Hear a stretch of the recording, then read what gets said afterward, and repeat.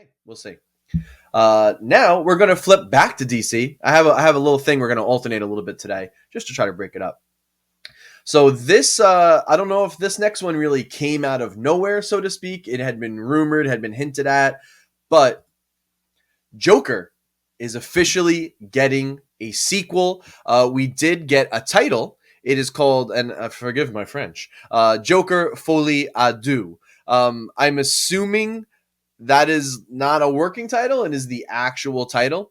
And there's a little bit. So Todd Phillips is back. Todd Phillips is back to direct this. He also is writing the script with Scott Silver again, so same writers. We know Joaquin Phoenix is going to be back in the titular role. But Folie à Deux, Adue, is it? I don't know what it is. Whatever, is a psychiatric syndrome where two or more people begin to share delusions.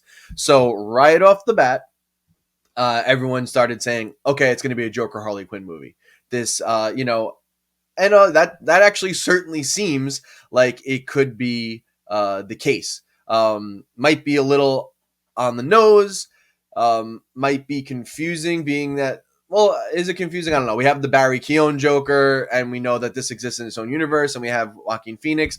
I would assume it's not going to be Margot Robbie. She's doing the Suicide Squad and like that side of the DCEU, so we might get some new casting. Maybe it is just a way to trick us, and maybe it's not necessarily about Joker and Harley Quinn. Maybe it's just about the way Joker starts, like maybe inciting others. Maybe we have a bigger focus on Arkham Asylum in this one, and it's how his delusions start being shared amongst some of the other inmates. Maybe we get some like other little takes on other villains. I don't know. I guess there's a lot of opportunity here, but. Previously, Todd Phillips had said, they were not contracted to do one. Of course, they had the conversation, they talked about it, but they weren't going to come back and do it unless they really could crack a good story that had, something to say, something to tell. Obviously, the first movie very heavily focused on the way we treat, people with mental health problems in this country. Definitely had something to say on that, and just how, I had seen like an early showing of it about a week before it came out. We were lucky, Mario and I, well, Mario didn't come with me. I went by myself, but I was lucky enough to get a press screening of that. And I did write a review for revengeofthefans.com, which was our previous website where we had the Revengers podcast. And, one of the things I had put in my review is kind of that maybe we deserve the monsters we create. And we kind of create these monsters by not taking care of them properly. So that was certainly a theme or message in that first one. So the second one now, again, going off that Folie à Deux, the title, psychiatric syndrome where two or more people begin to share delusions.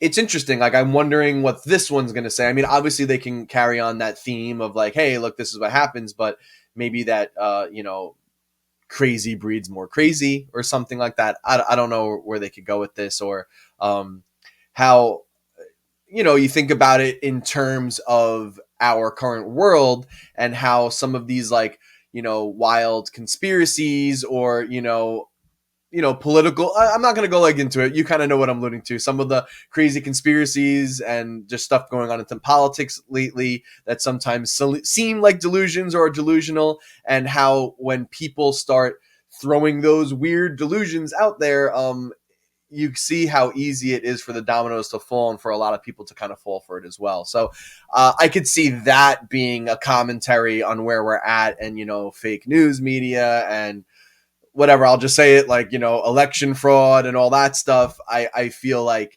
and kind of like how we had a man barking that, from a golden tower, and how many people are now sharing in that delusion, regardless of how you feel about it. I don't want to get political on here or whatever. I guess you could tell my tone that I think is a little bit crazy, but I think that could be where they're going with this, like how we start to share in the delusions of others, and it's certainly something we see in our real world. So that I'm discovering this in real time as I'm saying it. So pardon the random blabbering off, but yeah, I think that is certainly an angle. So I personally, as I'm talking about it now, I'm a little more positive on it. But when they first announced this, I was kind of like, I don't know if I really need it. And I obviously the movie made a lot of money. It was reviewed very well. I think Joaquin Phoenix won an Academy Award, right? Or at least someone was not. I forgot. He won an award, or it was nominated. There were definitely awards, or at least award considerations for this film. So I know there. I've definitely seen a lot of people, even people in my circle, that didn't really care for it, didn't really want it, didn't feel like it was necessary, didn't think it was as great as it was. I really enjoyed it. I thought it was a cool film, but sometimes I think, well, we'll see. I guess time will tell. Like, we're getting this sequel, so if the sequel is good and can say something else and be, as good or close to as good as that first one was, then hey, they did their job. But if it's not, it's going to be a perfect example of like, hey, sometimes you don't need to always have a sequel for things. Just leave it. Like, that was a cool little detour. It was a cool little like Elseworlds, dark label, DC Black label kind of tale. But the other angle of this too is, now that I say the DC Dark Label, DC Black Label, that was like that branding that was floating around at the time, that they were going to have like these kind of like Elseworld, like not connected to the main continuity stories. This could make a case for that. Like, maybe this, now that we had the Joker, now that we are doing this sequel, maybe that is saying like, yeah, we are going to move forward with these little one-off stories. And I don't know. For me, I think that's actually kind of cool. Like, I'm too. Listen, content. There's so much fucking content, right? It's like an overload. But at the same time, like, if it's good content, if it just has something to say, if it's just something different to offer, and then we still get like our in continuity, our Joker with our Batman and stuff like that. Some people say the Joker can't exist without Batman. Blah blah blah blah blah blah blah blah. Whatever, you know what I mean? They're cool little stories. Like, you don't have to look at this as like, oh, now we're not going to get this movie or that movie. Like, this is just a little a side thing. It's its own little thing. Has its own identity. It's in its own little universe, and maybe just enjoy it for what it is. Maybe we could just enjoy things for what they are instead of being angry at it. Because guess what? You're still going to get your fucking Batman movie. We know we're getting a Batman sequel. Unless like, the new owners come in and just go, no, we're not moving forward with it. But that seems kind of wild. It was, I think, successful enough, and the critical reception was very good. And whether we get Joker as the main villain or not, whether you like Barry Keoghan's Joker from the little scene that we actually have, which was deleted, by the way, in that one small little scene where you barely see him and you just hear the laugh, that's actually in the film. Whatever, just try to enjoy it for what it is. It doesn't have to be your cup of tea, but these other things can exist, and it's not going to take away from the other thing, right? So there you go, folks. The Joker sequel is happening. I'm just trying to look through this really quick. Do we have like any kind of idea on timing? Well, if the script is done and Joaquin Phoenix is reading it, based on this too, on the draft and the date on there, it looks like it was finalized around late May. So if he's reading it, depending on his schedule, we could get filming by the end of this year or maybe early next year. So I think you're looking at like a 2024 release for this at the earliest, unless they can produce it much more quickly. I imagine if it's like the first movie, obviously you don't really need any special effects and stuff like that. It's a little more grounded, filmed on location.